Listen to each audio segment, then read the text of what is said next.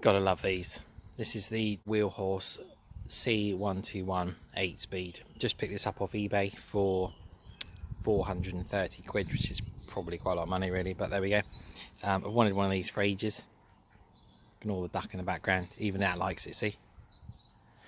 These are great, aren't they? This is just the best of the small garden tractors from the 70s and earlier. Proper PTO takeoffs and things like that on them over here for mucking around in the garden. Big wheels, 23-inch. Cutting deck's a bit knackered. Hasn't been started apparently for about 20 years. It was sat in there. It was actually a barn, a proper barn find as well this time, not just the usual fake barn find.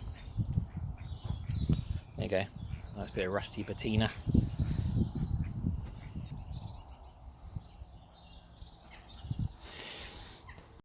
Alright, let's have a look underneath it, shall we?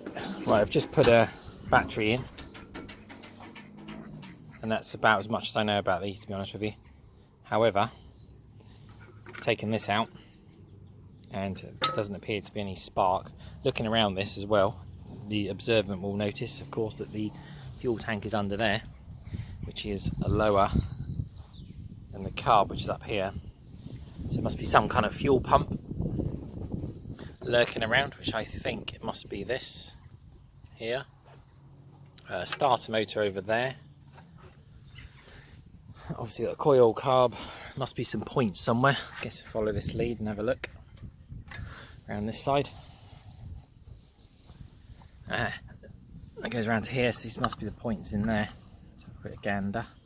Someone's obviously had it open already. Not in too bad order. Quick look at the faces. A bit pitted. Let's have a look at the condenser over the other side, which I saw hanging off, which wasn't bolted on. So we're going to try and get this going. Always wanted one of these as well. Spent 3 years looking on eBay for one locally and it never come up for sale. Hence why I had to have it. Let's give it a little turn over.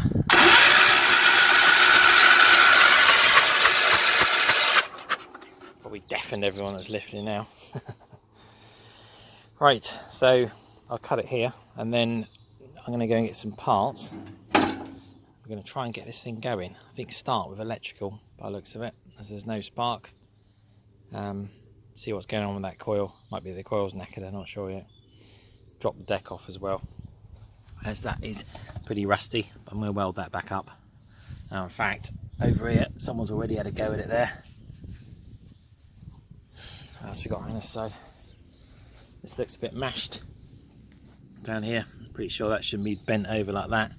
So I'm going to have to straighten that off, as far as I can see anyway. Don't know, I'm not too keen, don't know too much about the front end of this. Bit of a dent here, which is easy to fix. Pity the lights are broken, so I doubt I can find those. Might be able to get some next time I'm in America. Exhaust cans rusted, but we can make one of those. I'm not going to do a total restoration on this because I quite like this rusty old patina. Not sure that seat's quite original either, to be honest either. And one tyre appears, or one wheel appears to have a puncture. Other than that, let's get fiddling. Right, let's get to the fun stuff. So first up, let's check the voltage on supply to the coil. Just set the voltmeter 20 volts. Get your voltmeter in that end. Quick check over to battery. Got 12.5 volts, which is perfect. So we know that's okay. We'll leave that one hanging for a minute.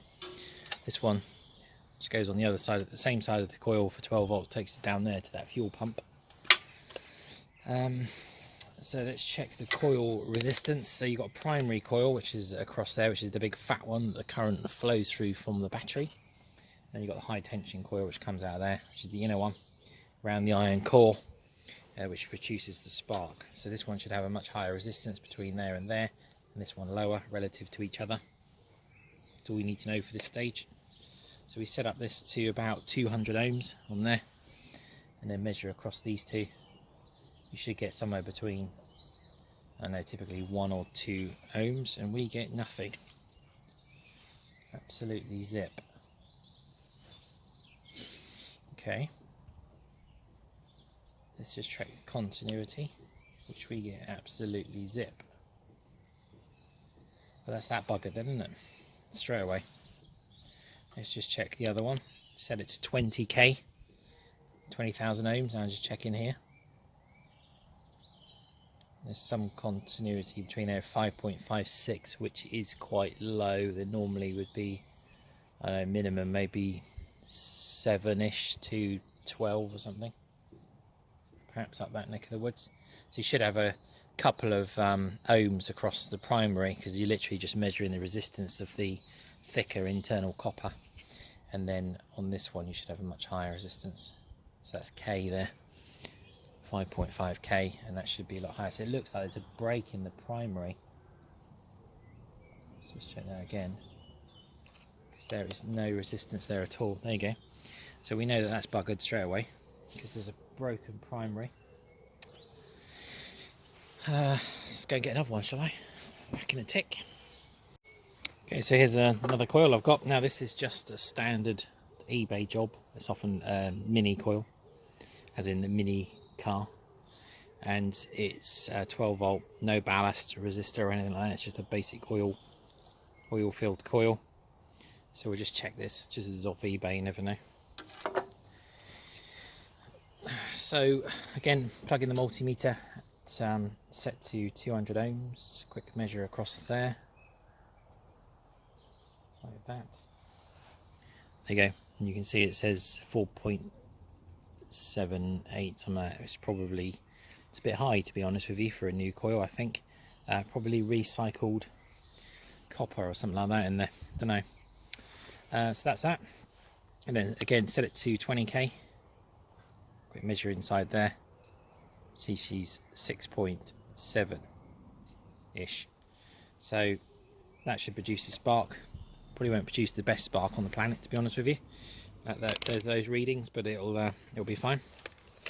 So now we just need to wire that up and check this spark plug lead actually while I'm here, because it just looks like a homemade one. So check the continuity of that. So set that to the diode symbol on there.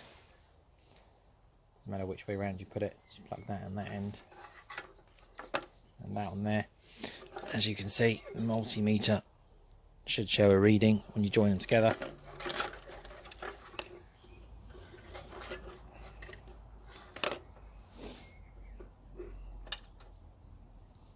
And there's no continuity in that either, so that lead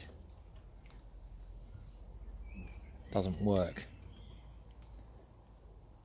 Sometimes they do actually work if there's a break in them, because the spark jumps, but without decent continuity in there, you lose a lot of the spark energy. If there's a bit of a gap in there, it starts, I don't know whether it's broken somewhere or it's just not made very well, I'm not sure.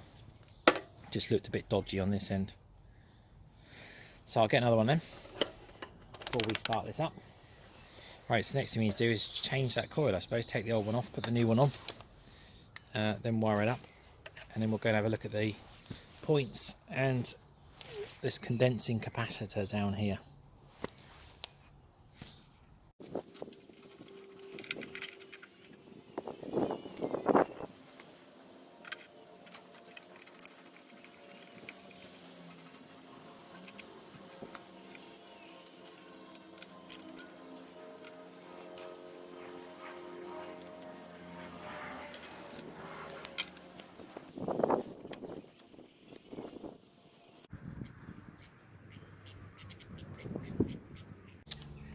Okay, so that's wired up. Just put the wiring back to the fuel pump, which I can just hear buzzing down there, so that's obviously pressurizing. Take a random chance now and see whether the points are okay, and just see if she'll start.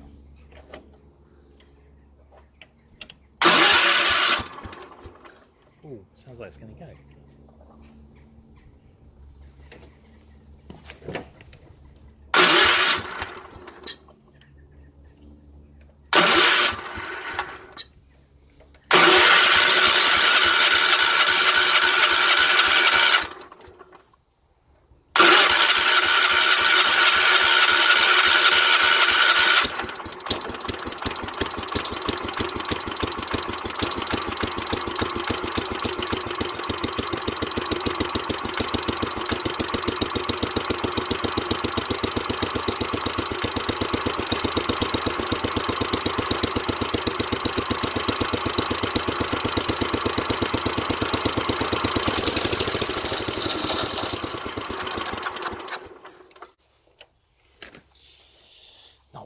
satisfying, isn't it?